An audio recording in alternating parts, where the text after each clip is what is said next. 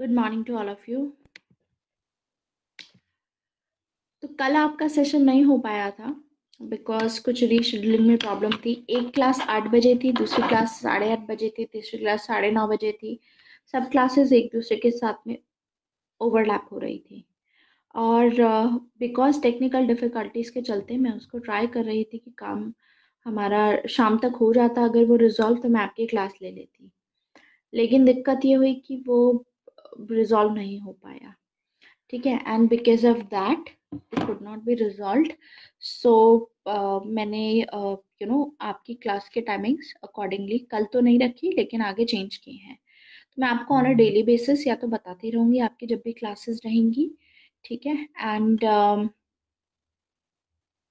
Probably आने वाले दिनों में आपकी 2 क्लासेस पर डे रहें। आज तो नहीं है, कल होगी, लेकिन प्रोबेबली रहेगी। ठीक है, विल सी कैसा होता है। 1.5 घंटे की क्लासेस होंगी आपकी, सो नो इश्यूज़। बाकी कुछ मैं 3 सेशंस ऐड करने वाली हूँ, जस्टिस वाला और मैंने आपको बताया था ह्यूमन राइट्स और इक्वालिटी वाला, तो उसमें हम कंटिन्यू करेंगे।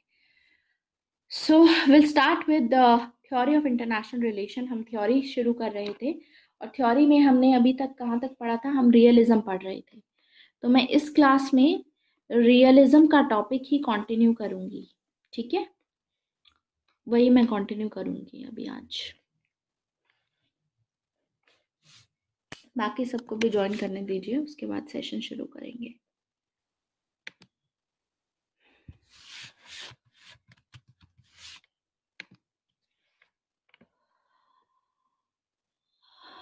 एक्चुअली मैं सुबह से क्लास ले रही हूँ 7:30 बजे से उठ के, तो थोड़ा सा ब्रेक ले लेके क्लास कवर करेंगे, क्योंकि आज बहुत सारी क्लासेस लेनी है। कल हुई नहीं थी, पुराना मेरा तबीयत की वजह से प्रॉब्लम हो गई थी, दैट्स वाई। ठीक है,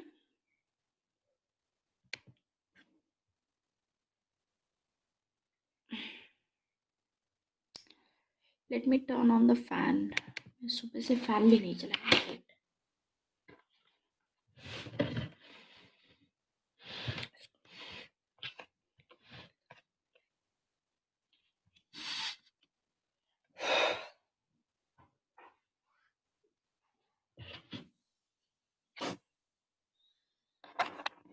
अच्छा, एक टाइम देख लेती हूँ मैं, 9:30 से 11।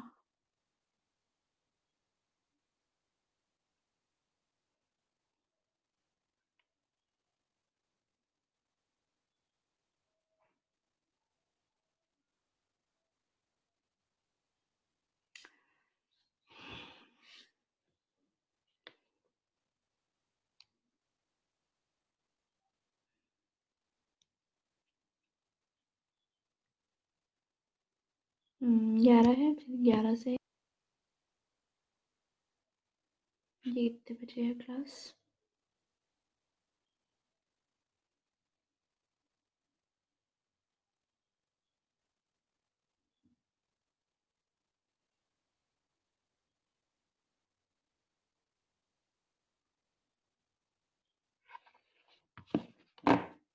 Wait, I am just coming.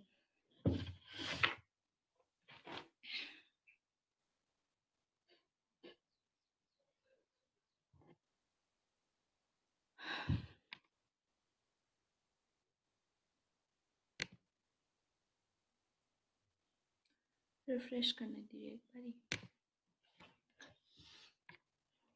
I am coming.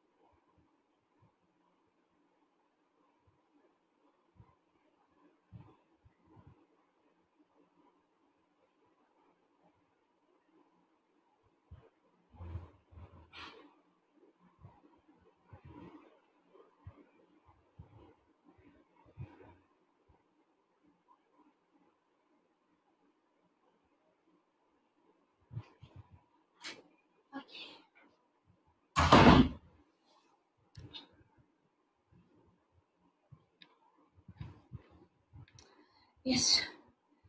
So sorry. Actually, when I woke up at 7:30, na, directly I was taking classes till 9:30. So it is because of that I did not get even time to brush, and so I was not feeling very fresh. Finally, I'm okay. So we'll continue with the session now. Okay.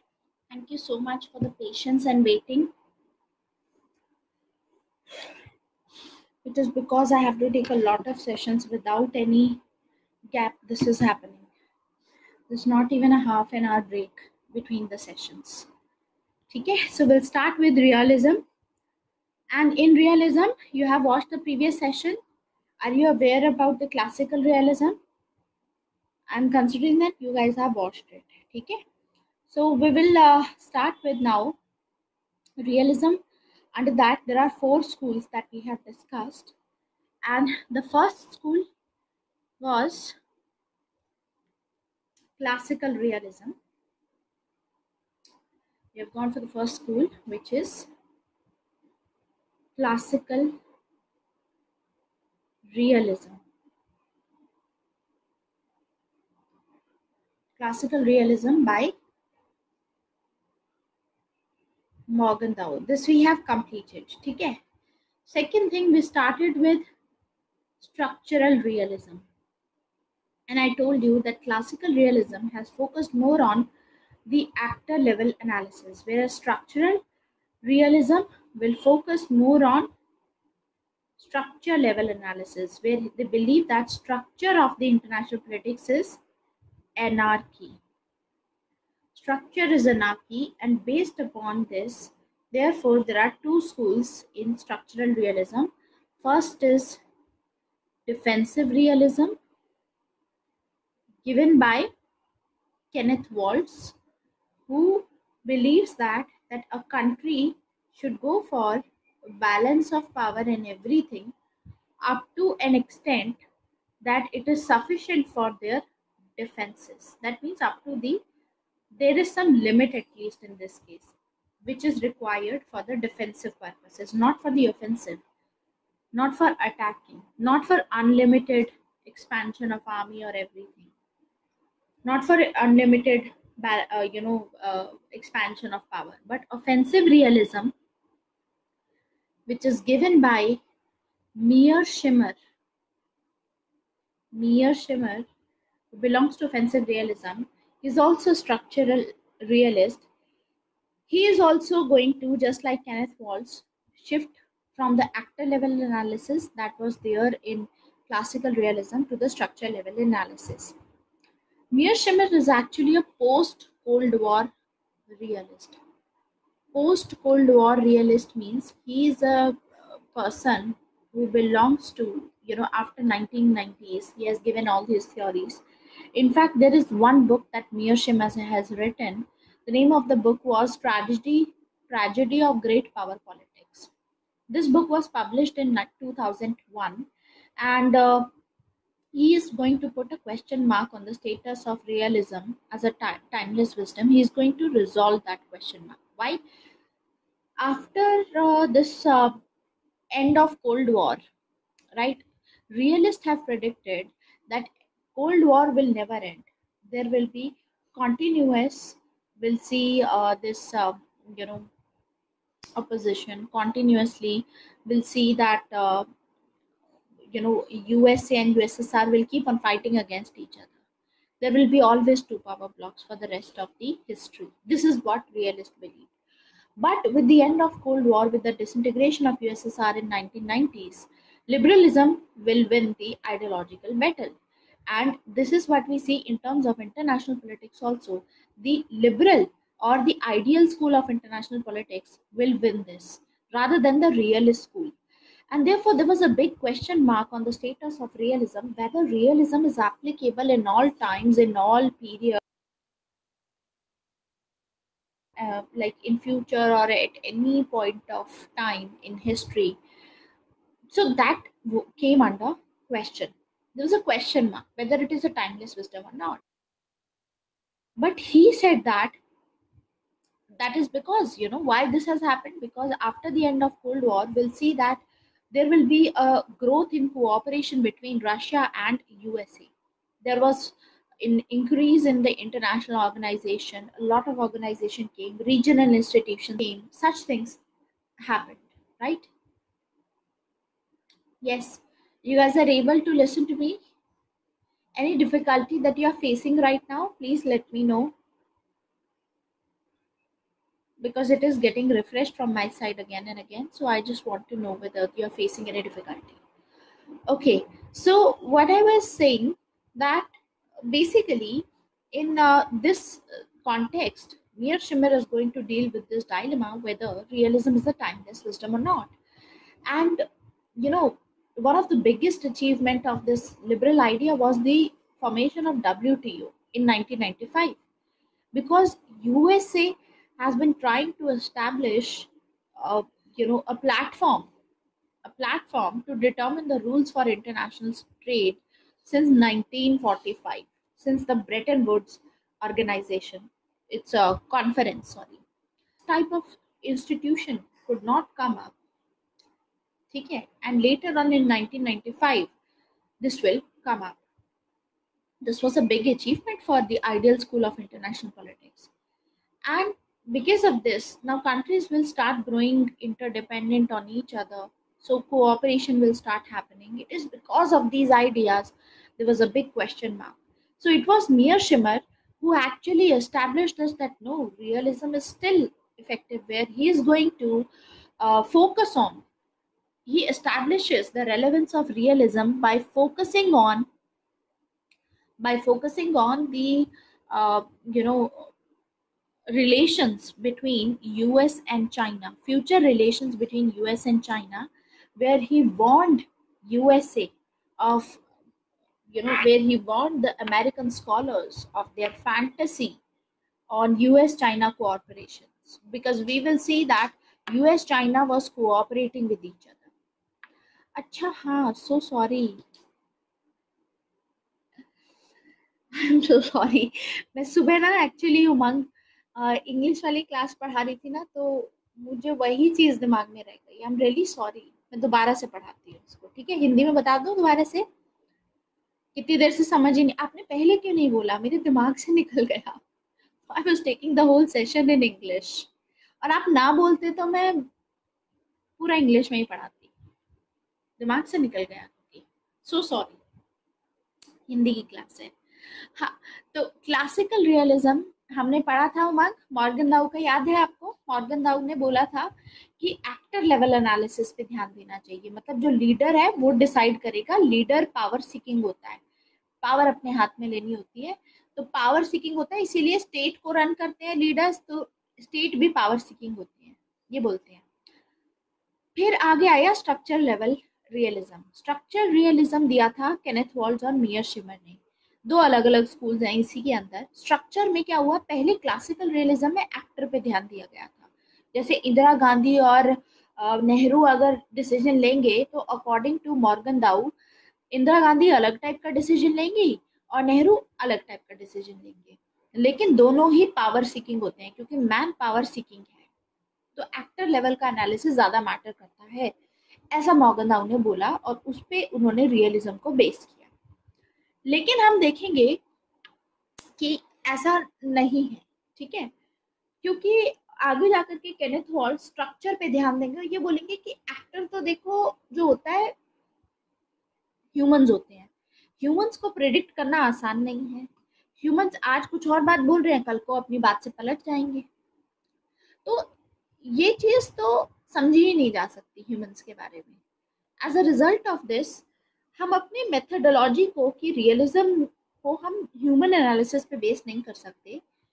Rather, क्योंकि international politics का जो structure है वो है anarchy. Anarchy का मतलब कोई common authority नहीं है, कोई सरकार नहीं है संभालने वाली, एक्शन लेने वाली.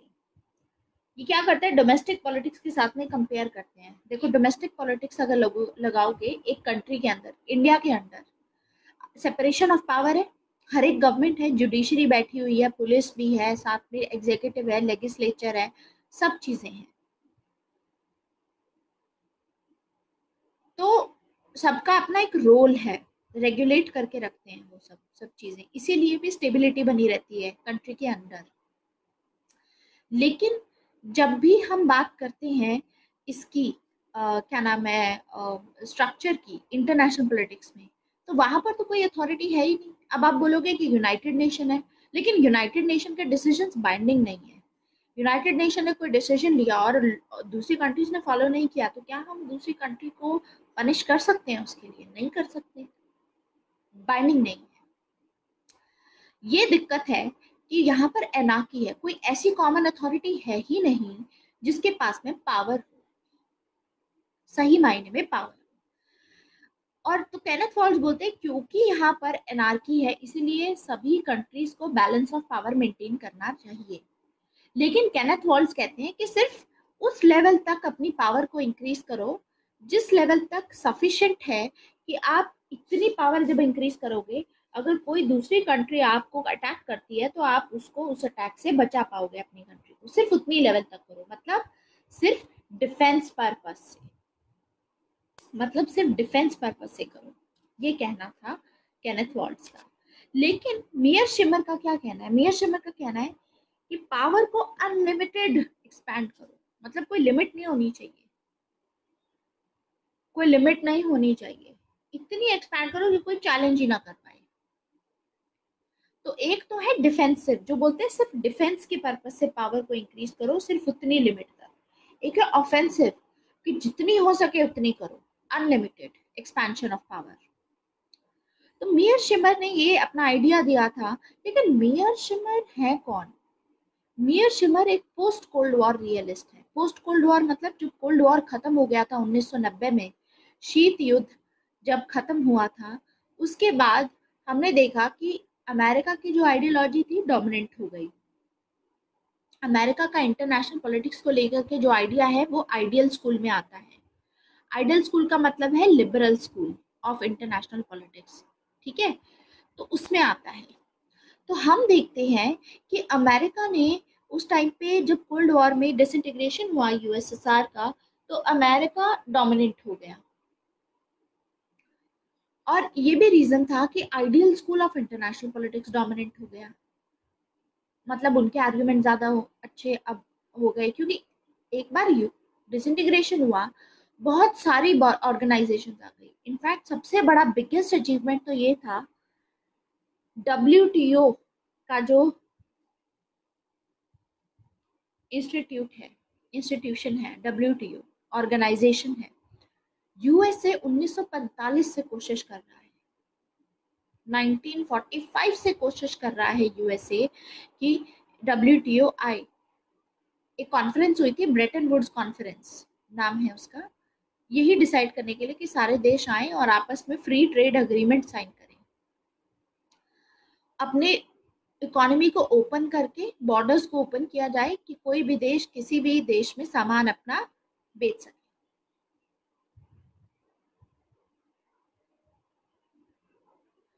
कोशिश कर रहा था, लेकिन ये फाइनली कब पॉसिबल हुआ? 1995 में, 50 सालों के बाद 1995 में जाके WTO एस्टैब्लिश हुआ। तो ये बिगेस्ट अचीवमेंट थी। तो ये हुआ, उसके बाद क्या हुआ, जब यूएसएसआर डिसइंटीग्रेट हुआ, तो यूएसएसआर के डिसइंटीग्रेट होने के बाद में रशिया बना, और रशिया ने वही सब पॉलिसीज फॉलो की जो यूएसए पॉलिसी कर रहा था। डेमोक्रेसी लाई, रशिया ने अपनी इकोनॉमी को ओपन किया, रशिया यूएसए के साथ में कोऑपरेट करने लगा। तो बहुत सारे जो रियलिस्ट हैं वो ये मानते थे कि हमको इनका मानना था कि कभी खत्म ही नहीं होगा, शीत युद्ध कभी खत्म नहीं होगा, हमेशा एक साइड यूएसए रहेगा, दूसरी साइड यूएसएसआर रहेगा, पूरा वर्ल्ड डिवाइडेड रहेगा और टेंशन बनी रहेंगी। और ऐसा होता है तो बैलेंस ऑफ पावर भी मेंटेन करनी पड़ेगी। दो टाइप से बैलेंस कर सकते हो आप। कैसे कर सकते हो? एक इंटरनल बैलेंसिंग, अपनी कंट्री के अंदर में ही आप अपनी आर्मी को बढ़ाओ, ज्यादा से ज्यादा लोगों को रिक्रूट करो आर्मी में और ट्रेन करो उनको। और एक होता है एक्सटर्नल बैलेंसिंग, दूसरी कंट्रीज के साथ में आप अलायंस साइन कीजिए।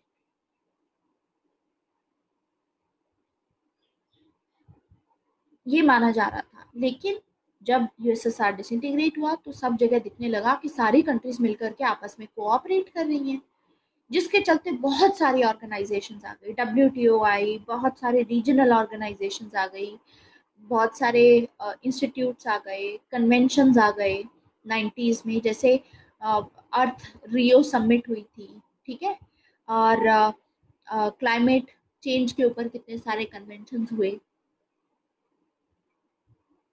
ये सभी स्टार्ट होने शुरू हो गए। तो जब ये सब हो रहा था तो अब रियलिज्म पे आया बड़ा क्वेश्चन। सबसे बड़ा क्वेश्चन ये आया कि आप तो बोलते थे कि रियलिज्म चाहे कभी भी अप्लाई कर लो, रियलिज्म हमेशा रहेगा, मतलब कंट्री को हमेशा अपनी पावर को एक्सपैंड करने पे ध्यान देना होगा, बैलेंस ऑफ पावर मेंटेन करके रखना होगा, चाहे कभी भी कर लो, फ्यूचर में, पास्ट में, कोई एग्जाम्पल उठा लो। आप तो बोलते थे realism is the timeless wisdom. Timeless मतलब कि एक टाइम के पीरियड में बंधा नहीं हुआ है, हमेशा रियलिज्म एग्जिस्ट करता है, यानी एक कंट्री को हमेशा ही अपनी पावर पर रिलाई करना चाहिए।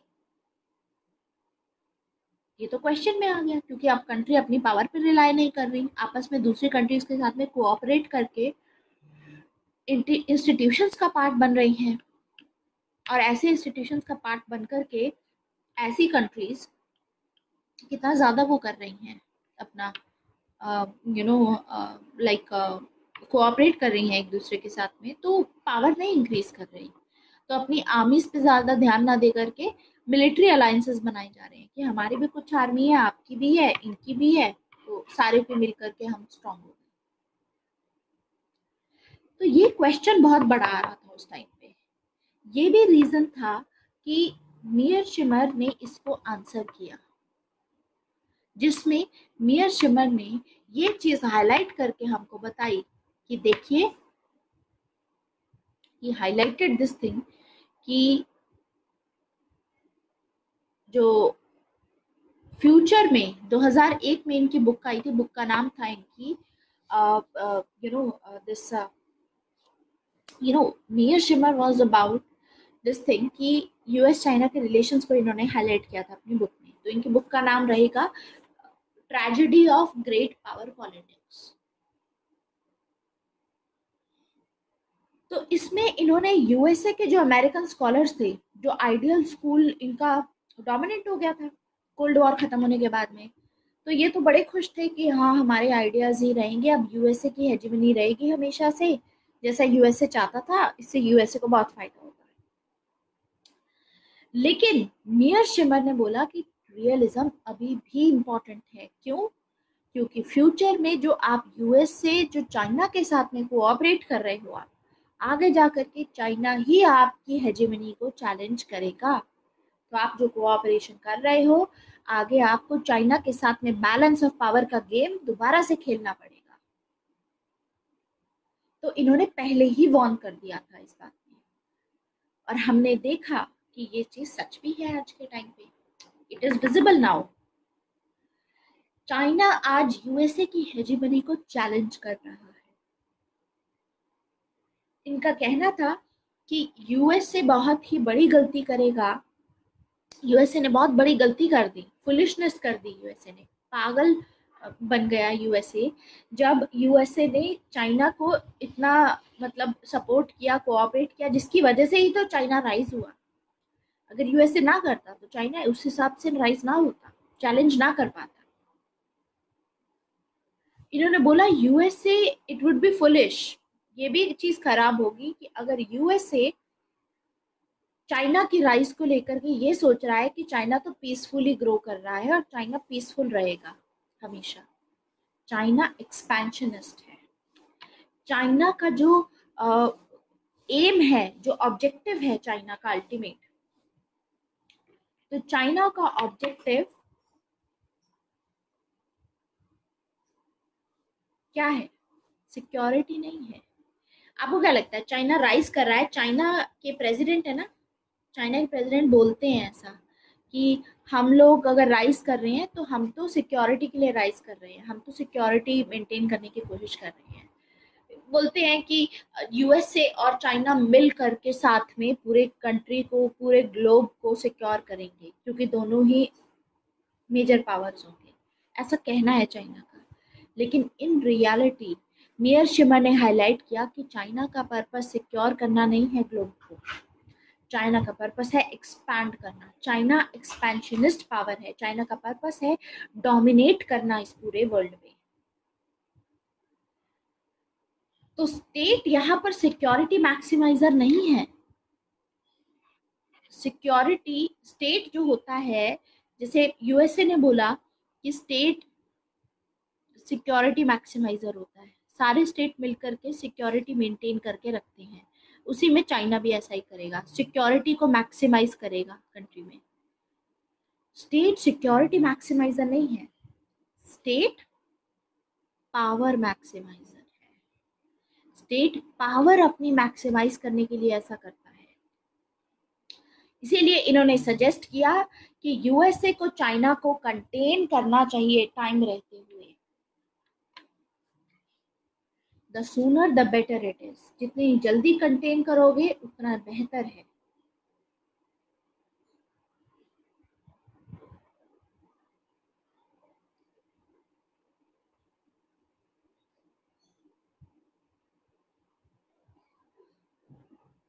अंडरस्टूड? तो इन्होंने बताया कि देखो आज के टाइम पे चाइना और यूएसए के बीच में का जो गैप है कितनी जल्दी खत्म हो रहा है। चाइना एक टाइम पे जीडीपी वाइज कितना पीछे था, और परचेजिंग पावर पैरिटी में आज चाइना यूएसए से भी आगे है, और बहुत जल्दी जीडीपी में भी, नॉमिनल जीडीपी में भी चाइना पहले नंबर पे होगा। तो ये जो गैप है यूएसए और चाइना का बहुत जल्दी खत्म हो रहा है। हिस्ट्री में किसी और कंट्री का आप ऐसे एग्जाम्पल ले ही नहीं सकते जैसा एग्जाम्पल चाइना का है। पिछले 2 दशक में, पिछले 2 डेकेड्स में जो चाइना ने ग्रोथ दिखाई है कि यूएसए से भी आगे आ गया, बहुत ही एक्स्ट्राऑर्डिनरी ग्रोथ है। चाइना ने ऐसा नहीं है सिर्फ इकोनॉमिक टर्म्स में, मिलिट्री के टर्म्स में, सभी डायमेंशंस में काफी ग्रोथ दिखाई है चाइना ने। इनफैक्ट नेपोलियन ने एक बार बोला भी था चाइना के बारे में कि एक बार अगर चाइना इन सभी, जो चाइना में स्लम्बर चल रहा है, जो चाइना में इतना गरीबी और ये सब चीजें हैं चाइना में जिसकी वजह से प्रॉब्लम है, एक बार अगर उन प्रॉब्लम से उभर गया चाइना, तो चाइना पूरे वर्ल्ड को एस्टॉनिश कर देगा, ऐसा नेपोलियन ने भी बोला था। जो कि हम देख रहे हैं कि पिछले 20 सालों में, पिछले 2 दशक में क्या किया है चाइना ने। तो इसीलिए मियर शिमर ने अपनी थ्योरी में ये कहा कि यूएसए को एक्शन कौन सा लेने की जरूरत है। इन्होंने 3 एक्शन सपोर्ट किए, मतलब 2 टाइप के एक्शन थे जिसमें 3 मेथड सपोर्ट किए, 4 मेथड एक्चुअली, 4 या 5 आप बोल सकते हो।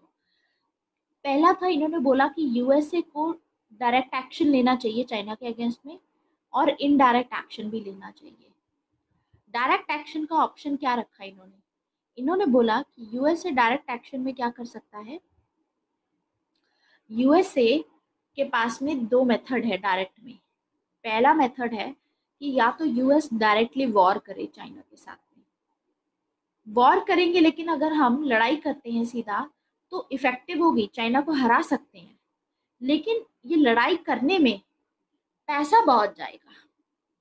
यूएसए ने ऑलरेडी अफगानिस्तान में, इराक में, इधर उधर जहाँ पे भी वॉर की कितना पैसा गवाया है, टैक्स पेयर्स का पैसा कितना यूज हुआ मिलिट्री में, आर्म्स डीलर्स के पास में। इफेक्टिव होगा लेकिन बहुत महंगा पड़ेगा ये यूएसए को। पहला ऑप्शन है डायरेक्ट का वॉर।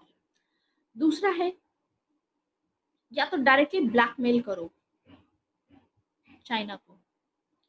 अब आप ब्लैकमेल करते हो, ये पैसा इसमें कुछ खर्च नहीं होगा ब्लैकमेल करने से, कि हम आप पे सैंक्शंस लगाएंगे, हम आपके प्रोडक्ट्स कोई देश नहीं खरीदेगा। ब्लैकमेल ऐसे कर सकते हो कि सभी देश को बोल दो कि अगर आप उसके साथ में, चाइना के साथ में डील करते हो, वहाँ से कोई भी सामान खरीदते हो या इम्पोर्ट एक्सपोर्ट कर रहे हो, तो आप पे भी सैंक्शंस लगेंगे। बाकी सभी जो देश यूएसए के साथ में खड़े हैं वो भी सब सैंक्शंस लगाएंगे, आप उनकी कंट्री में नहीं भेज पाओगे, फिर आप बस चाइना के ऊपर ही रिलाई करोगे। तो ब्लैकमेल किया जा सकता है, ब्लैकमेल से यूएसए का कोई खर्चा नहीं होगा इसमें, लेकिन ये काम नहीं करेगा। हम देखते हैं कि सैंक्शंस का मेथड तो काम ही नहीं करता। सैंक्शंस तो फिर रशिया पे भी लगाए हुए हैं। 2014 के बाद से, जब से क्रीमिया ऑक्यूपाई किया है रशिया ने, सैंक्शंस तो है उस पे, ईरान पे भी है। इतना इफेक्टिव नहीं है, उसके बावजूद हम देखते हैं कि ईरान में दोबारा से न्यूक्लियर जो फिजाइल मटेरियल था पाया गया। तो ये दो है वॉर और ब्लैकमेल, दो वेज हैं जो डायरेक्ट एक्शन ले सकते हैं। या फिर यूएसए इनडायरेक्ट एक्शन ले सकता है, मतलब डायरेक्टली इन्वॉल्व ना होकर के इनडायरेक्टली। इनडायरेक्ट में कौन कौन सा रहेगा? पहला मेथड बोलता है बैक पासिंग। बैक पासिंग मतलब अपना जो बर्डन है दूसरे की पीठ पे लाद दो। आपको चाइना को कंटेन करना था, यूएसए को, लेकिन आप क्यों करो? आपको तो पैसा लगेगा या आप पे मतलब काम नहीं करेगा आपके हिसाब से। ट्रेड वॉर नहीं, ट्रेड वॉर बैक पासिंग नहीं हुआ। इंडिया को सपोर्ट, उमंग बिल्कुल सही बोल रहे हैं। ट्रेड वॉर किस में आएगा विश्वजीत?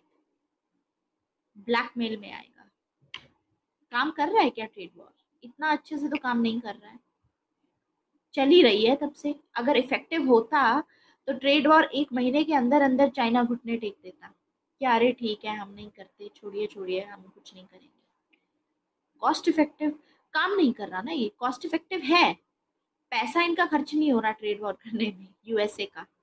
इनफैक्ट यूएसए का ही फायदा है ट्रेड वॉर करने में। तो क्यों? क्योंकि यूएसए को फिर चाइना के प्रोडक्ट्स नहीं लेने पड़ेंगे, इस हिसाब से इंपोर्ट कम हो जाएगा, तो यूएसए की इकोनॉमी को फायदा। वैसे भी ट्रेड डेफिसिट है, यूएसए के मैन्युफैक्चरिंग सेक्टर्स को, उसके जो अपने खुद के प्रोडक्ट्स बेच रहे हैं उनमें फायदा। लोगों को फायदा हो ना हो, इकोनॉमी को तो फायदा हो ही रहा है। तो बैक पासिंग का मतलब होता है कि अपना बर्डन दूसरे पे शिफ्ट कर दो, जैसे यूएसए ने अपना बर्डन इंडिया पे शिफ्ट कर दिया। इसीलिए भी इंडिया को आइडियल स्विंग स्टेट माना जाता है। ठीक है, वेट अ मिनट। हेलो। हाँ, अरे यार तेरे को कॉल किया था, तेरे उठाया ही नहीं। तुझे बोला था आरसी और उसकी मुझे फोटो भेजियो।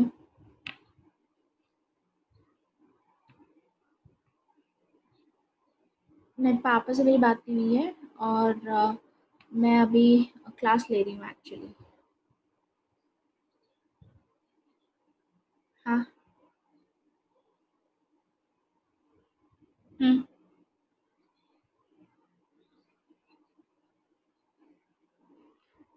वो तो पहले दे नहीं दी थी। तो ऑफिस से मिला नहीं डॉक्यूमेंट?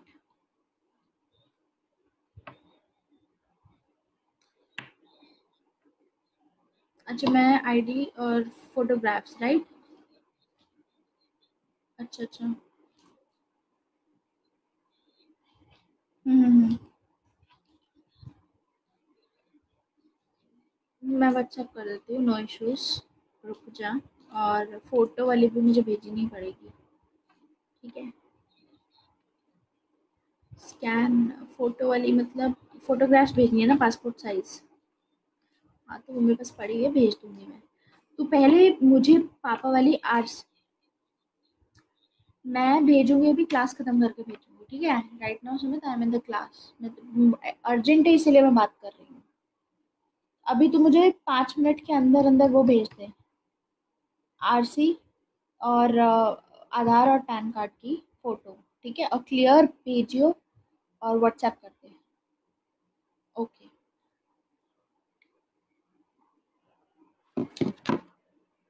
ओके। नहीं, बैक पासिंग बोलेंगे उसको हम, ठीक है?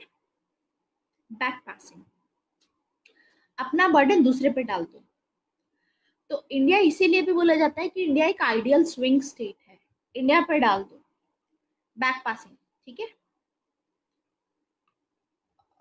नहीं, लाइसेंस भी है, and there are other things also. Actually, there was a bike that my brother has bought on my name. तो वो सेल की है उसने, उसके बाद उसने गाड़ी खरीद ली, तो ये दिक्कत थी। तो वो सेल करनी है, उसमें कुछ प्रॉब्लम है। बाकी I am trying to purchase a new car, it is because of that. तो होपफुली आज खरीद लूँ, तो उसके लिए मुझे थोड़ा चाहिए था, बिकॉज डिस्काउंट वगैरह मिलता रहता है ना उस पर। पुरानी जो आपके कार्स होती हैं उस पर लाइसेंस वगैरह रहता है आई थिंक। नहीं, आरसी का दिखाओगे तो डिस्काउंट मिल जाता है अगर घर पे किसी के पास में हो, तो दैट्स द थिंग। तो वो हो जाता तो ही, इसीलिए भी मैंने शाम को कोई क्लास नहीं रखी है। Probably I am going to do that. इस सब में भी बहुत कंफ्यूजन रहती है।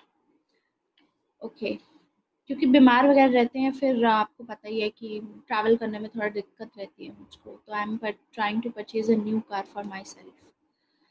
चलिए, तो ये है बैक पासिंग, ठीक है। बैक पासिंग का इसमें क्या रहेगा, आप अपना बर्डन दूसरे पे शिफ्ट कीजिए। जैसे यूएसए ने अपना बर्डन इंडिया पे शिफ्ट कर दिया, क्लियर, इंडिया पे शिफ्ट कर दिया, so that is back passing. एक और मेथड इन्होंने इनडायरेक्ट बताया, वो है बेट एंड ब्लीड का। बेट एंड ब्लीड मतलब आपको करना क्या है, एक कंट्री को सपोर्ट करो दूसरी कंट्री के मुकाबले, और दोनों कंट्रीज ताकि आपस में लड़ भिड़ करके खून खराबा होता रहे। इससे होगा क्या, इससे होगा ये कि दोनों ही कंट्रीज रीजनल पावर के फॉर्म में उभर के नहीं आएंगी। जैसे एशिया में चाइना ग्लोबल पावर तब बनेगा, अभी भी चाइना ग्लोबल पावर नहीं है। चाइना ग्लोबल पावर तब बनेगा जब चाइना रीजनल पावर बनेगा, और रीजनल पावर बनने के लिए चाइना को सिर्फ एक ही कंट्री उसको चैलेंज कर सकती है, वो है इंडिया। तो इंडिया के साथ में फाइट करनी पड़ेगी, इंडिया को कंटेन करना पड़ेगा चाइना को। ऐसे ही इंडिया को रीजनल पावर अगर बनना है तो चाइना को कंटेन करना पड़ेगा, एशिया पावर बनना है, एशियन पावर। तो इस सिचुएशन में हो क्या रहा है कि दोनों को आपस में लड़वाओ, टेंशन क्रिएट करके रखो ताकि दोनों इसी में इन्वॉल्व रहें और कोई भी पावर ना बन पाए रीजनल पावर। क्योंकि एक बार अगर कोई कंट्री रीजनल पावर बन गई तो उसको ग्लोबल पावर बनने में ज्यादा टाइम नहीं लगता। आया समझ? चाइना अभी एशियन पावर नहीं है, China is one of the Asian power Rashmi, one of. मतलब एक तो इंडिया है काफी प्रोमिनेंट, एक चाइना है, और एक रशिया भी काफी प्रोमिनेंट है इस टाइम पे। हालांकि रशिया चाइना को उस हिसाब से नहीं कर सकता चैलेंज जिस हिसाब से इंडिया कर सकता है। क्यों? क्योंकि रशिया पे तो सैंक्शन है 2014 से, तो रशिया तो इकोनॉमिक वाइज और वो सब तो नहीं कर सकता। तो इसीलिए इंडिया को ही माना जाता है पोटेंशियल इसका चैलेंजर चाइना का। हालांकि रशिया भी कहीं पर है, ठीक है, दोनों की दोस्ती भी पुरानी है, लेकिन रशिया और चाइना की इतनी बनती नहीं है। अभी दोबारा से सही हो गई है, लेकिन आपको ये समझना होगा कि रशिया खुद बहुत बड़ा मतलब गेम खेल रहा है। रशिया चाइना के साथ में कहीं ना कहीं खड़ा रहता है। At the same time Russia को पता है कि अगर हमने मतलब यूएस से अगर इसको हट गया यहाँ से और चाइना बन गया तो रशिया और चाइना डायरेक्ट कॉन्फ्लिक्ट में आ जाएंगे, क्योंकि डायरेक्ट बॉर्डर टच होता है ना इनका। वो देखो ना कि ज्योग्राफी वाइज कितने पास है।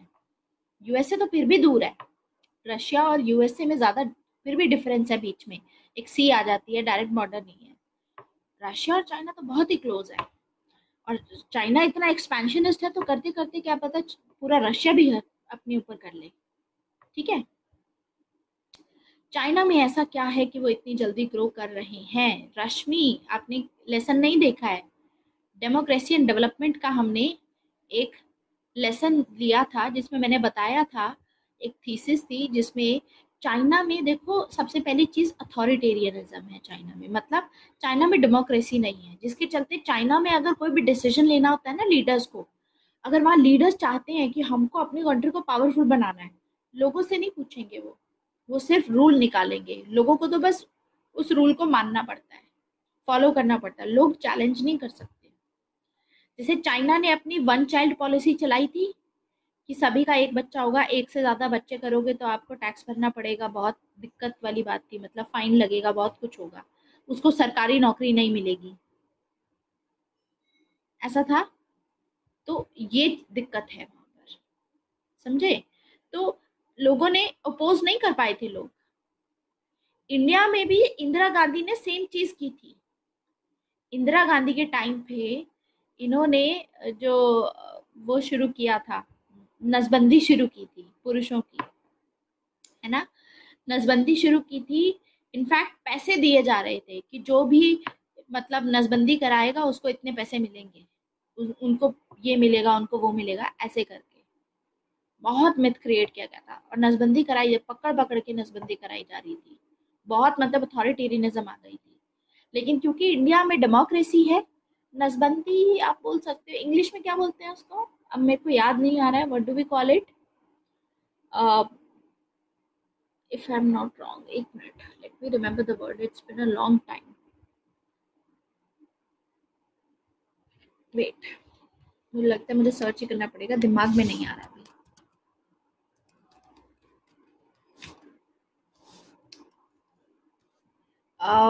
हाँ, वैसे we call it as sterilisation और वेस्टोमी, वेसेक्टोमी, वेसेक्टोमी, हाँ वेसेक्टोमी, दैट इज नसबंदी, ठीक है। तो वहां पर वन चाइल्ड पॉलिसी थी, ठीक है, वन चाइल्ड पॉलिसी स्टार्ट की गई थी। इंदिरा गांधी को तो अपोज किया गया था, इस वजह से भी हम देखेंगे कि आगे इंदिरा गांधी की पावर हट जाएगी, तभी तो जनता गवर्नमेंट आई, तभी तो उसके बाद से कांग्रेस का डिक्लाइन होना शुरू हुआ था, तब से लेकर के डिक्लाइन ही ऐसे शुरू हुआ था, डिक्टेटरशिप आ गई थी। इंदिरा के गांधी के टाइम से ही डिक्लाइन शुरू हुआ है, उससे पहले नहीं था, उससे पहले तो कांग्रेस डोमिनेट थी, सभी लोग सपोर्ट करते थे, ठीक है। प्रेशर कुकर सिंड्रोम बन गया है, हाँ। और दूसरा ये भी है, देखो चाइना में ना अगर लीडर्स चाहते हैं तो अपने मुताबिक रूल निकालेंगे, लोग फॉलो कर सकते, लोगों को फॉलो करना होगा, नहीं फॉलो करेंगे तो उनको पनिशमेंट, क्योंकि डेमोक्रेसी है ही नहीं, लोगों को हक ही नहीं है बोलने का।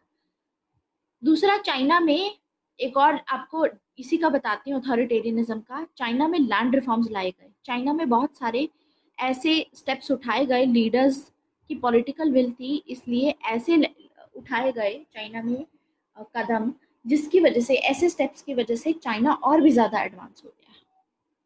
जैसे लैंड रिफॉर्म्स में, चाइना में लैंड रिफॉर्म्स लाने के बाद रीडिस्ट्रीब्यूशन किया गया। आपको पता है अगर आप चाइना में रहते, आपको, आपके पास घर नहीं है, सपोज आपको अपना पहला घर खरीदना है, फर्स्ट होम, तो उस पे आप अगर लोन लेते हो तो उस लोन का इंटरेस्ट रेट कितना पड़ेगा आपको, 2 से 3% इंटरेस्ट रेट, बस 2 to 3%। उसके बाद अगर आप अपना दूसरा होम खरीद रहे हो, मान लो आपने एक खरीद लिया, उसके बाद आपको दूसरा होम भी खरीदना है, तब आपको जो लोन पड़ेगा वो पड़ेगा 6 से 7%। जब आप तीसरी टाइम अपना तीसरा घर खरीद रहे हो सपोज चाइना में, तब आपका जो लोन होगा, लोन जितना भी ले रहे हो उसका 50% इंटरेस्ट होगा, 35 से 50%। इस टाइप का यहाँ पर अथॉरिटेरियनिज्म है। ये भी रीज़न है कि चाइना में इसकी वजह से लोगों के पास में सिर्फ इतने ही हैं, और यहाँ पर इतना लोन हाई होता है, लोग तीसरे घर को जाते ही नहीं है, और वो इसी वजह से दूसरे गरीब लोग हैं उनको 2 to 3% पे मिल जाता है। ऐसा भी बोलते हैं रश्मि कि इंडिया नहीं कर सकता है क्योंकि इंडिया में डेमोक्रेसी है, क्योंकि डेमोक्रेसी में देखो टाइम लगता है, एक पार्टी बोल रही है ये होना चाहिए, दूसरी पार्टी बोलती है नहीं होना चाहिए, आपस में लड़ भिड़ के ही मर जाते हैं, है ना। इनफैक्ट प्रोडक्टिव डिबेट्स नहीं होती हैं, प्रोडक्टिव डिबेट्स नहीं होती हैं लोकसभा में, जूते चप्पल चल रहे होते हैं, एक दूसरे को पीट रहे होते हैं, मतलब मजाक उड़ा रहे होते हैं एक दूसरे का, ठीक है, कोई किसी को पप्पू बोलता है, कोई किसी को मतलब हवा में, मतलब जैसे मोदी को क्रिटिसाइज करते हैं, ये सब तो चलता है। क्या प्रोडक्टिव डिबेट्स होती हैं? नहीं होती। This is the harsh reality, what we can do. Indira Gandhi was a very strong leader, she was a very strong personality, but ये चीजें हैं, समझे आप बात को। तो पहली चीज ये तो खैर हम बात बहुत आगे चले गए, तो अब बात करते हैं बेट एंड ब्लीड। हम बात कर रहे थे, let's come back to that. Bait and bleed क्या होता है? इसमें यूएसए को ये बोला मियर शिमर ने कि यूएसए को जो भी दोनों में से वीक कंट्री होती है उसको सपोर्ट करना चाहिए। जैसे इंडिया और चाइना में कौन वीक है? इंडिया। इस टाइम पे इंडिया वीक है, इकोनॉमी वाइज भी, टेक्नोलॉजी वाइज भी, सब वाइज इंडिया वीक है। तो जो वीक कंट्री होती है यूएसए उसको सपोर्ट करे कि तुम इसको कंटेन करने की कोशिश करो। हमेशा वीक कंट्री को सपोर्ट करता है, क्योंकि अगर स्ट्रांग को सपोर्ट किया यूएसए ने तो स्ट्रांग तो जीत ही जाएगा, आगे जाकर के स्ट्रांग फिर यूएसए को चैलेंज कर सकता है। ये रीजन है। तो यूएसए सपोर्ट नहीं करता स्ट्रांग को, यूएसए वीक को सपोर्ट करता है हमेशा। तो इसमें इंडिया को सपोर्ट करता है यूएसए चाइना के अगेंस्ट में, जिससे क्या होता है कि चाइना को कंटेन करने के लिए आपस में ही इंडिया चाइना आपस में ही लड़ते रहेंगे, बाउंड्री डिस्प्यूट पे, इन सब चीजों पे लड़ते रहेंगे। As a result of which कोई भी वो नहीं बन पाएगी रीजनल पावर। तो आज के टाइम पे ना चाइना रीजनल पावर है, ना ही इकलौती इंडिया रीजनल पावर है। पोटेंशियल है अभी तक, पोटेंशियल रीजनल पावर्स है। चाइना भी पोटेंशियल रीजनल पावर है, मतलब बन सकता है, इसमें भी पोटेंशियल है, इंडिया में भी पोटेंशियल है, जिससे माइंडसेट ही चेंज। हाँ, इनफैक्ट ये इंसानियत कैसे आएगी? ये आती है ह्यूमन राइट्स के कॉन्सेप्ट से। यूएसए जो ह्यूमन राइट्स के बारे में बात करता है कि चाइना, उइगुर मुस्लिम्स जो रहते हैं जिनजियांग प्रोविंस ऑफ चाइना में, इनके ऊपर, और तिब्बतियंस जो हैं इनके ऊपर, और जो हांगकांग वाले हैं वहां पर ह्यूमन राइट वायलेशन हो रहा है, ऐसा बोलता है यूएसए। ह्यूमन राइट्स के नाम पे चाइना बोलता है कि यूएसए चाइना की जो एशिया की सोसाइटी है उसमें अपनी डोमिनेंस जमाना चाहता है, ऐसा भी बोलते हैं ये लोग। लेकिन ये बहुत बड़ी बात है कि हाँ, ह्यूमन राइट्स के नाम पे ये ऐसा माइंडसेट चेंज कर सकता है चाइना के लोगों का, ताकि चाइना डेमोक्रेसी बन जाए। और एक बार चाइना डेमोक्रेसी बन गया तो वो यूएसए के अंडर में ही आ जाएगा, फिर चैलेंज नहीं करेंगे वो लोग। क्योंकि एक ऐसी थ्योरी भी आप भी पढ़ेंगे हम आगे इंटरनेशनल रिलेशन में, कि आज तक दो कंट्रीज में जब भी डेमोक्रेसी है, जिन दो कंट्रीज में वॉर्स नहीं हुई है, दो डेमोक्रेटिक कंट्रीज में पॉसिबिलिटी मतलब बहुत कम है वॉर होने की, ये कहना है। दो डेमोक्रेटिक कंट्रीज में पॉसिबिलिटी कम रहती है। अब आप बोलोगे मैम पाकिस्तान तो डेमोक्रेसी है, तो पाकिस्तान इंडिया में तो हुई है? नहीं, पाकिस्तान में इन रियलिटी तो देखो आप, ऑन पेपर डेमोक्रेसी दिखेगी, लेकिन इन रियलिटी प्रैक्टिस में मिलिट्री रूल है, मिलिट्री ब्यूरोक्रेसी है। ये है रीजन, तो प्योर डेमोक्रेसी नहीं है। Pakistan is not the case of this democracy.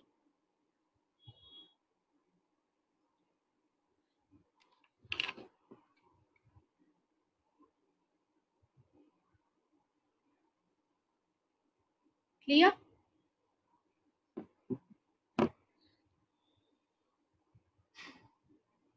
सो ऐसा ही सऊदी अरेबिया और ईरान के साथ भी कर रहा है यूएसए। आपको क्यों लगता है कि यूएसए सऊदी अरेबिया का एलाई क्यों है? Why do you think this is happening? USA Saudi Arabia का एलाई क्यों है?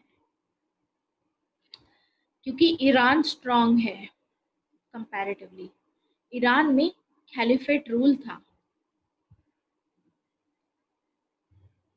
यहाँ से पूरा। तो कंपैरेटिवली हम देखेंगे कि ईरान और सऊदी अरेबिया में ईरान ज़्यादा पावरफुल है। ये भी रीज़न है कि ये सऊदी अरेबिया को सपोर्ट करते हैं। ठीक है, wait a minute. Hello, okay, तो हो गया। कंग्रेचुलेशन यार। अच्छा अच्छा, वो प्लीज़ मुझे भेज दे, भेज दे, बिकॉज मुझे ना क्लासेस ख़त्म करने के बाद डायरेक्टली निकलना पड़ेगा। चल ठीक है, ओके। हाँ, सो सॉरी, आज बहुत हैपनिंग डे है ना, तो इस वजह से बहुत हैप्पी है, और क्लासेस एक के बाद देख के मेरे पास टाइम भी नहीं है। सो के लिए और ईरान और इजराइल को तोड़ने के लिए, मुस्लिम में भरोसा बनाए रखने के लिए, जैसे इंडिया पाकिस्तान को सपोर्ट करता है था, यस, ऐसे ही सऊदी अरेबिया को सपोर्ट करता है, क्योंकि सऊदी अरेबिया ईरान को कंटेन करके रखेगा और इससे ईरान रीजनल पावर नहीं बन पाएगा। सऊदी अरेबिया में तो इतना पोटेंशियल ही नहीं है, तो ये आपस में ही लड़ भिड़ करके मर जाएंगे और कोई भी रीजनल पावर नहीं बनेगी। एक बार रीजनल पावर नहीं बनी तो आप ग्लोबल पावर भी नहीं बन सकते फिर। Same is the case with India Pakistan. आप याद करो 1947 के बाद जब पार्टीशन हुआ था, तो पाकिस्तान यूएसए का एलाई बन गया था, और इसीलिए यूएसए पाकिस्तान को हमेशा सपोर्ट करता था, क्योंकि पाकिस्तान वीक था, इंडिया स्ट्रॉन्ग था। इंडिया ने अपना खुद का नाम का प्लेटफॉर्म स्टार्ट किया था, तो India as a global power emerge हो रहा था, लीडर बन रहा था नई जो डीकॉलोनाइज्ड कंट्रीज थी उनका, जिसके चलते हम देखेंगे कि इंडिया स्ट्रॉन्ग बन गया, एंड इसीलिए यूएसए पाकिस्तान को सपोर्ट कर रहा था। ये भी रीजन है, यूएसए वाज सपोर्टिंग पाकिस्तान।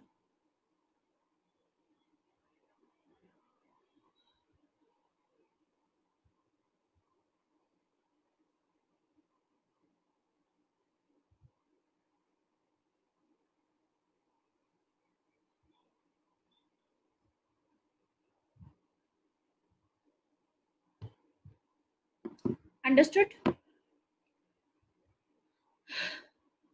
तो ये वही बेट एंड ब्लीड चल रहा है सब कुछ, कि आप वीक कंट्री को सपोर्ट करो। दूसरा, ये था बेट एंड ब्लीड इनडायरेक्ट में। अब इसके अलावा एक और आता है,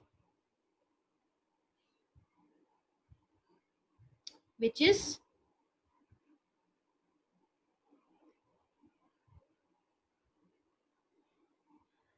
blood letting. Next is blood letting. Blood letting क्या होता है? दोनों कंट्रीज को सपोर्ट करो जो आपस में लड़ रही हैं, और ये इंश्योर करके रखो कि वो आपस में लड़ती रहें। इससे होगा क्या?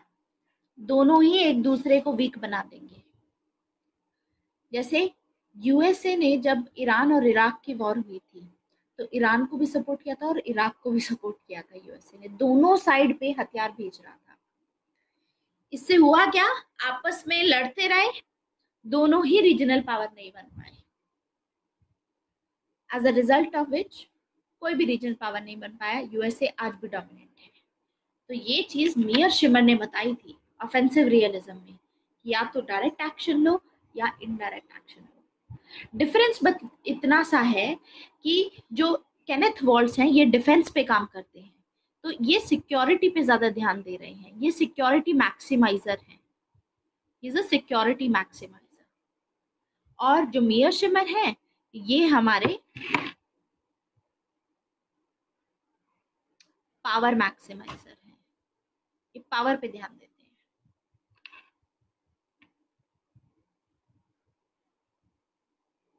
समझ आया? तो ये इसी के साथ हमारा स्ट्रक्चरल रियलिज्म खत्म होता है यहाँ पर। अब आता है नेक्स्ट स्कूल रियलिज्म का, third school, which is neo classical realism.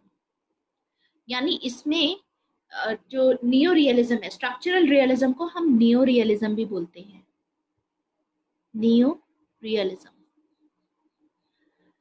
तो एक था स्ट्रक्चरल या नियो रियलिज्म और एक था क्लासिकल। अब दोनों को मिक्स कर दो तो बन जाता है neo classical realism. Neo classical realism में ये डिफरेंस है स्ट्रक्चरल रियलिज्म से, कि इसमें दोनों को लिया जाएगा। स्ट्रक्चर पे भी एम्फेसिस होता है कि स्ट्रक्चर क्या है इंटरनेशनल पॉलिटिक्स का, एनआरकी। एनआरकी के बेसिस पे भी पावर इंक्रीज करो, और साथ में एक्टर भी इम्पोर्टेंट होता है। देखो, एक्टर का भी एक इम्पोर्टेंट रोल होता है। जैसे मनमोहन सिंह थे, पीसफुल थे, वो क्या डिसीजन लिया उन्होंने, कभी पाकिस्तान के अगेंस्ट में कभी भी कोई एग्रेसिव स्टैंस नहीं लिया।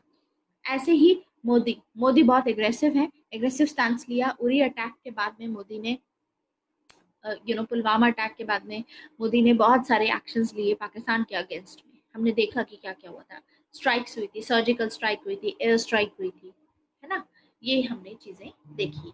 सो एक्टर पे भी डिपेंड करता है, यानी that means it also depends upon actor. Now actor पे भी डिपेंड करेगा।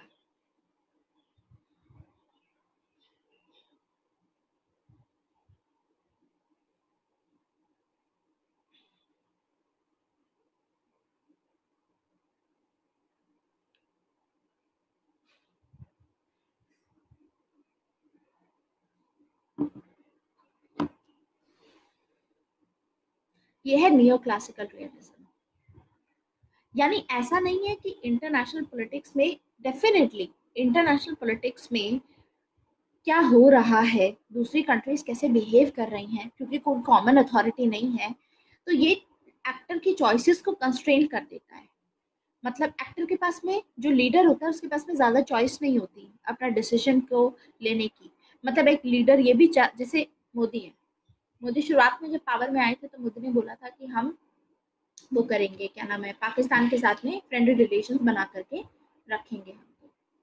लेकिन हम देखते हैं कि पावर में आने के बाद में पाकिस्तान ने तो वैसा नहीं किया, इंटरनेशनल पॉलिटिक्स बहुत अलग तरीके से काम किया। इसीलिए बाद में मोदी ने एग्रेसिव स्टांस लिया, क्योंकि चॉइस ही नहीं थी मोदी के पास में। मोदी चाहते तो पाकिस्तान के साथ बढ़िया रिलेशनशिप रख सकते थे, रखना भी चाहते थे इनफैक्ट, लेकिन चॉइस ही नहीं बची उनके पास। तो स्ट्रक्चर चॉइस नहीं देता एक्टर को फॉरेन पॉलिसी को फॉलो करने के लिए, इसीलिए भी कॉन्टिन्यूटी देखने को मिलती है हमें। लेकिन हम साथ ही साथ एक्टर का रोल नहीं भूल सकते, क्योंकि एक्टर का रोल बहुत इंपॉर्टेंट होता है। जैसे नेहरू अगर पॉलिसी बनाएंगे या इंदिरा गांधी पॉलिसी बनाएंगी तो वो डिफरेंट होगी, कॉन्टिन्यूटी रहेगी। लेकिन एक्टर जब होता है, किस टाइप का एक्टर है, कैसा डिसीजन ले रहा है। जैसे मनमोहन सिंह ने अपनी सरकार में कभी ऐसा कोई डिसीजन नहीं लिया कि पाकिस्तान के अगेंस्ट में ऐसे कोई सर्जिकल स्ट्राइक किया। एक्टर पे डिपेंड करता है, मोदी ने किया ना, तो ये चेंज को भी रिफ्लेक्ट करता है। इसीलिए फॉरेन पॉलिसी में कॉन्टिन्यूटी भी बनी रहती है, कुछ चीजें जो हमेशा से फॉलो की जाएंगी, और साथ ही साथ चेंज भी आता रहता है। वो डिपेंड करता है लीडर पे कि लीडर कैसा है, लीडर का क्या सोच है, उस हिसाब से। तो यानी दोनों ही इंपॉर्टेंट है, दोनों ही मैटर करते हैं। आया समझ।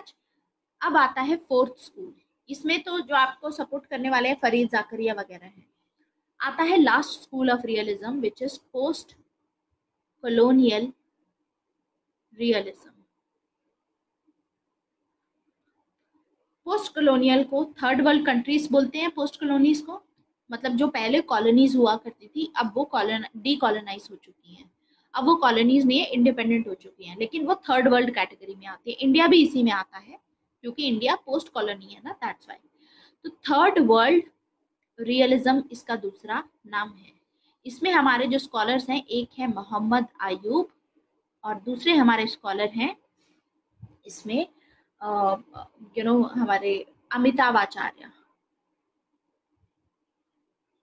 अमिताभ आचार्य, अमिताभ आचार्य एंड मोहम्मद आयूब।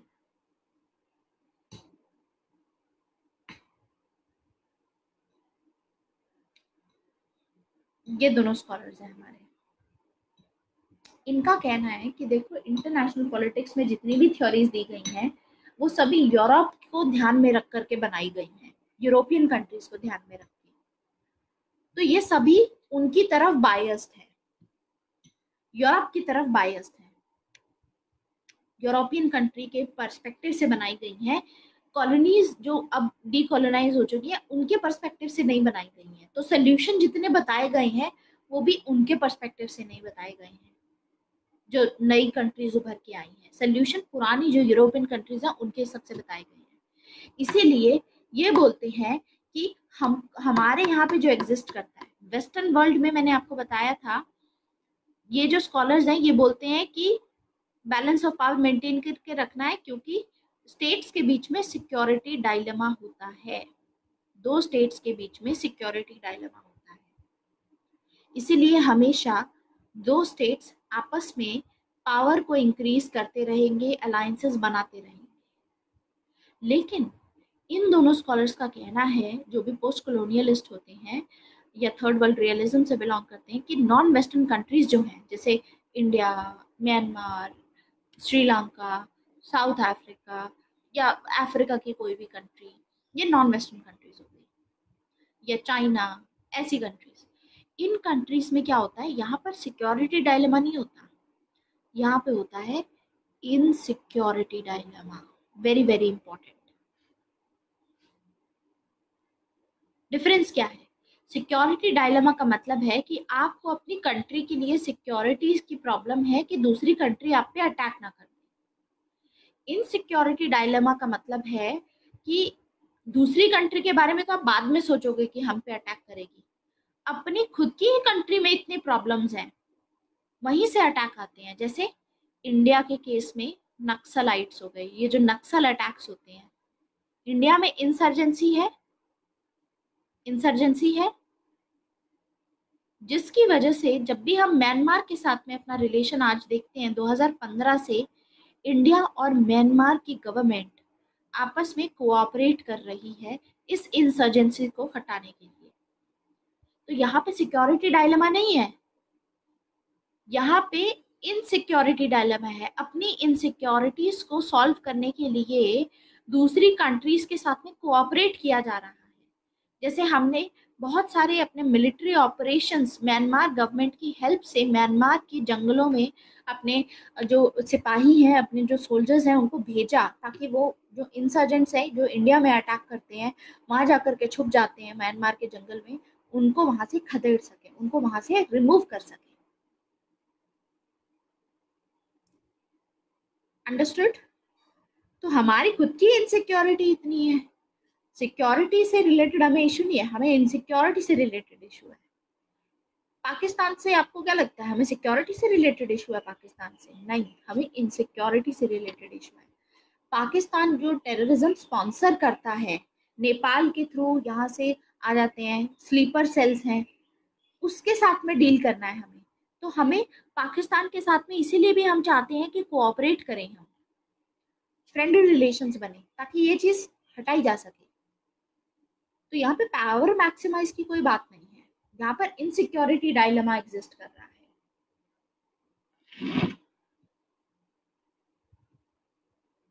आया समझ?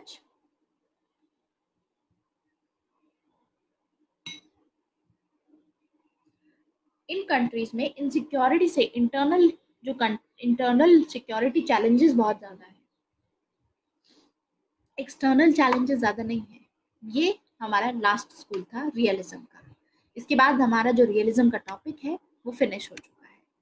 बस इसमें अब एक चीज बची है, वो है क्रिटिसिज्म, जिसको अभी हम कवर करेंगे। पहले हम थोड़ा ब्रेक लेंगे। I'll take a 5 minutes break so that I can have my breakfast. ठीक है, बस 5 मिनट दीजिए मुझको। आई एम सॉरी, अभी आज एक दो दिन तक अभी ऐसा ही रहेगा, ठीक है, लेकिन उसके बाद में कंटिन्यू रहेगा, फिर आगे से मैं ऐसे इतने ब्रेक्स नहीं लूँगी। जस्ट गिव मी अ 5 मिनट ब्रेक, ठीक है, एंड फिर उसके बाद हम इसको कंटिन्यू करेंगे। इन द मीन टाइम अगर आपको कोई डिफिकल्टी लगती है, कोई डाउट आ रहा है, आपस में डिस्कस कर सकते हैं, एग्जाम्पल डिस्कस कर सकते हैं, कहाँ पर क्या हुआ, किसी को कुछ नहीं पता है कि वहाँ क्या हुआ था तो आप किसी और से पूछ सकते हैं, यू कैन डिस्कस और गूगल कर सकते हैं आप इन सभी चीज़ों के बारे में। मैं आकर के क्रिटिसिज्म ख़त्म करूँगी और क्रिटिसिज्म फिनिश करते ही हमारी आज की क्लास ख़त्म हो जाएगी। इसके बाद हमारा क्रिटिसिज्म बहुत छोटा बच्चा है, हार्डली 10 मिनट लगेंगे मुझे कवर करने में, 10 से 15 मिनट। एंड फिर आगे हम डिस्कस करेंगे अगली क्लास में आइडियलिस्ट स्कूल, जो लिबरल वाला स्कूल, ठीक है। So give me 5 minutes.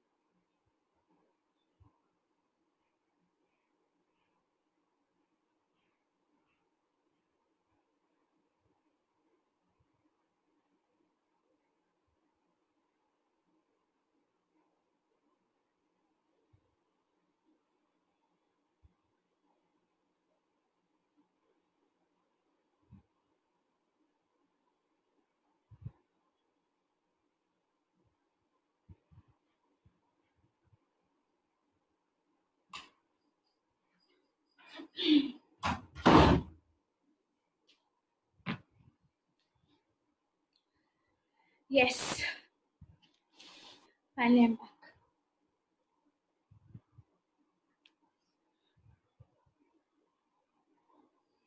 Okay, so continue करें. You guys are there? Anyone there? Okay, okay. चलिए. So अब क्या कवर करना है? राघव, आप इंग्लिश मीडियम से लिखेंगे ना? You are from South?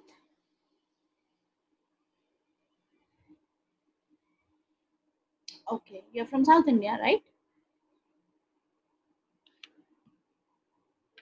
Hmm.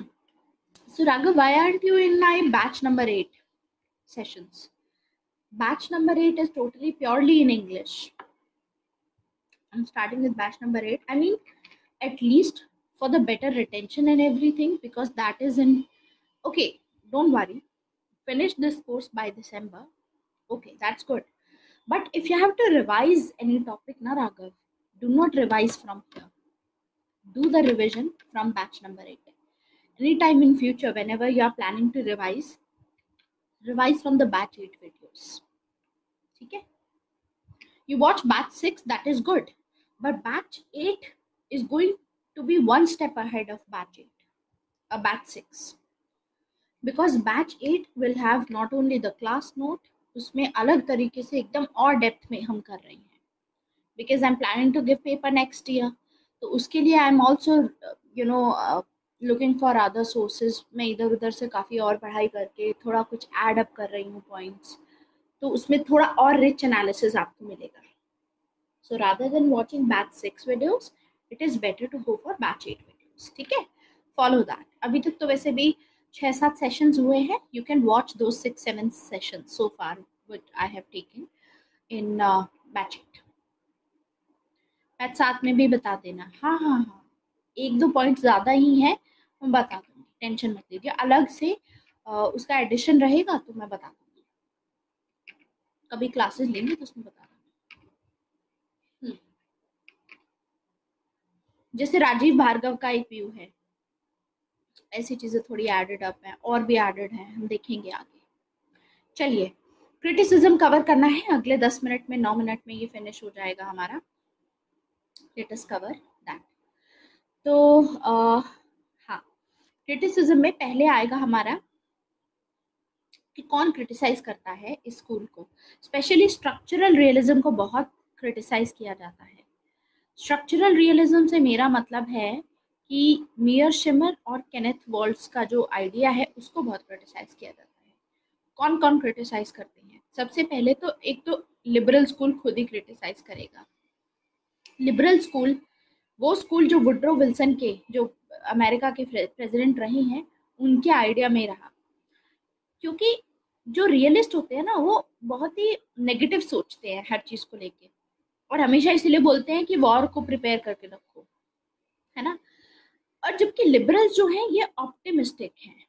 Optimistic मतलब हमेशा अच्छा अच्छा सोचते हैं, एकदम कोऑपरेशन का सोचते हैं कि आपस में जो स्टेट हैं इंटरनेशनल पॉलिटिक्स में, उनकी पॉसिबिलिटी ये है कि ट्रांसफॉर्म हो सकते हैं आपस में, वो कोऑपरेट भी कर सकते हैं. आप आउट ऑफ बॉक्स थिंकिंग के जरिए कुछ ऐसे आइडियाज अप्लाई करो दोनों कंट्रीज के बीच में कि आप उससे अपना इन्फ्लुएंस कर सकते हो. ठीक है, आइडिया को थोड़ा चेंज कर सकते हो, ऐसा मानना है इसमें. आउट ऑफ बॉक्स थिंकिंग होनी चाहिए. तो लिबरल्स का ये मानना है कि अगर हम, if we have innovative ideas अगर हम अप्लाई करते हैं, अगर कोई भी इनोवेटिव आइडिया, तो आप चेंज ला सकते हो, आपस में स्टेट को कोऑपरेट करा सकते हो. जैसे कि हम देखेंगे कि जॉन लॉक है. जॉन लॉक खुद ऑप्टिमिस्टिक थे. जॉन लॉक ने ह्यूमन नेचर को एक बहुत पॉजिटिव वे में देखा, और उसके चलते उन्होंने ये बोला कि मैन अपना भी ख्याल रखेगा और दूसरों का भी ख्याल रखेगा. ऐसे आइडिया को, आउट ऑफ बॉक्स थिंकिंग को प्रमोट करके जॉन लॉक ने यूएसए के केस में लिबरलिज्म को जब एस्टैब्लिश किया, तो यूएसए दूसरी कंट्रीज के साथ में मिलकर के काम कर रहा है. इसीलिए आपने कभी सुना चाइना किसी कंट्री के साथ में मिलकर काम कर रहा है? नहीं करता है. चाइना बहुत कम करता है किसी कंट्री के साथ में मिलकर के काम, है ना। पाकिस्तान के साथ में थोड़ा नेक्सस है, ये साउथ अफ्रीका के साथ में है, लेकिन वो बहुत छोटी कंट्रीज हैं। क्या वो चाइना को इतना फायदा करेगा जिस हिसाब से यूएसए कर रहा है? चाइना पाकिस्तान या श्रीलंका को इसलिए नहीं कर रहा है कि वो कोऑपरेट करना चाहता है इनके साथ में। चाइना यहाँ पर डेट ट्रैप क्रिएट कर रहा है, इनका फायदा उठा रहा है चाइना।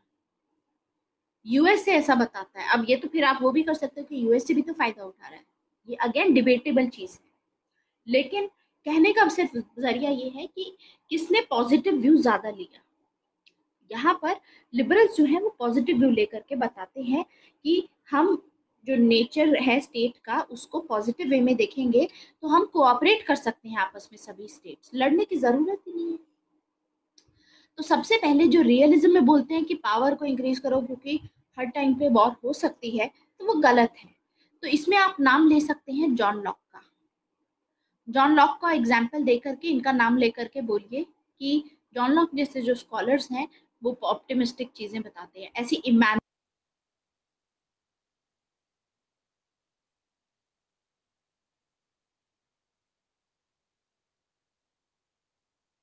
के रख सकते हैं परमानेंट पीस, जो हम परमानेंट रहे, कभी चेंज ना हो यूरोप के बीच में। क्योंकि आपको पता है यूरोपियन जो कंट्रीज थी आपस में कितना लड़ती थी, 30 साल तक लगातार वॉर चली, उसके बाद भी वॉर होती रही। वर्ल्ड वॉर यूरोप में ही हुई, यहीं से स्टार्ट हुई।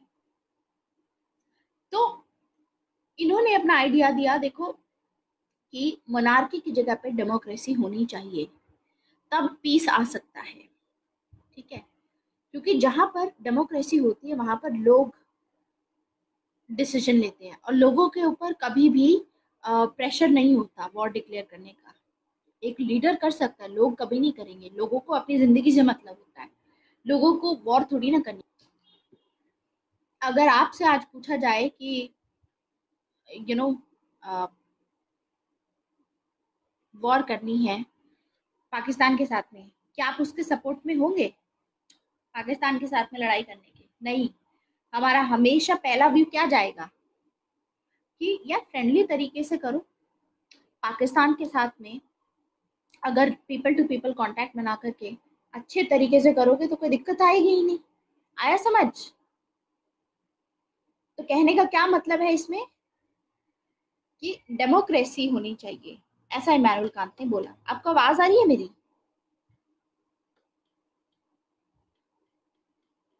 अच्छा। साथ में इमैनुअल कांत ने बोला फ्री ट्रेड। एक तो फ्री ट्रेड की बात की और डेमोक्रेसी की, इसके थ्रू हम फ्री ट्रेड और डेमोक्रेसी कि इसके थ्रू हम, क्या दिक्कत है, बार बार रिफ्रेश हो रहा है, सॉरी। Next is Richard कॉब्डेन।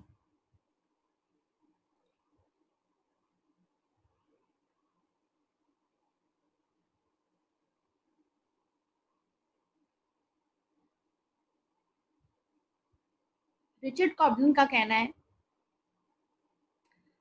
कि सभी देशों को अपने देशों से पॉलिटिशियंस जो हैं ये, इनको निकाल करके बाहर फेंक देना चाहिए।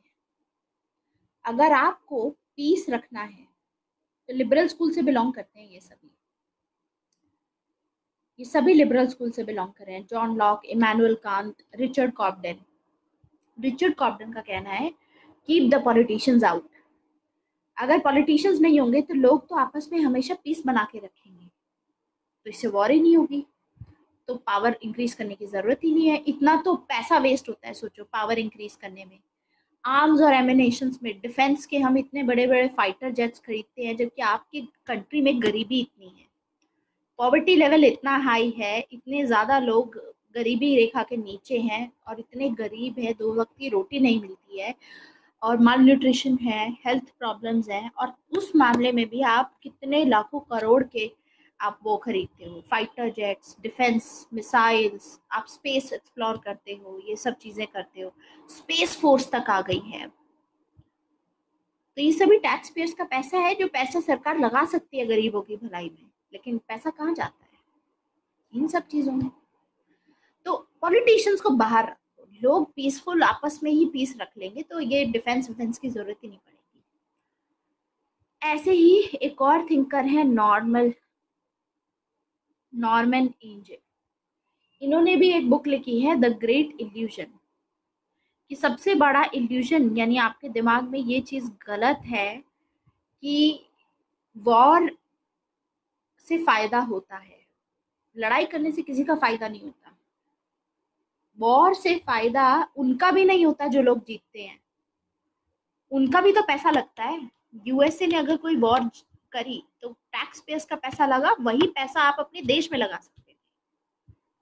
तो इसीलिए वॉर मत करो, ऑल्टरनेटिव ढूंढो वॉर का। Peace people to people contact के थ्रू कर सकते हो। ऐसे ही वुड्रो विल्सन भी डाल सकते हो इसमें, क्योंकि वुड्रो विल्सन ने अपनी 14 पॉइंट स्पीच में भी यही बोला था। तो आप इसमें जब दोगे अपना क्रिटिसिज्म तो ये दे सकते हो क्रिटिसिज्म। क्लियर? तो ये क्रिटिसिज्म है इसका। अब आगे हम कल आइडियलिज्म शुरू करेंगे, liberal school of international politics शुरू करेंगे। This is it for today. Thank you very much. Bye bye. ये आज खत्म हो गया हमारा एक स्कूल, कल एक और स्कूल खत्म कर देंगे, उसके बाद मार्क्सिस्ट फंक्शनलिस्ट सिस्टम थ्योरी। ये तो बहुत छोटे छोटे टॉपिक है, ये अलग से फिनिश कर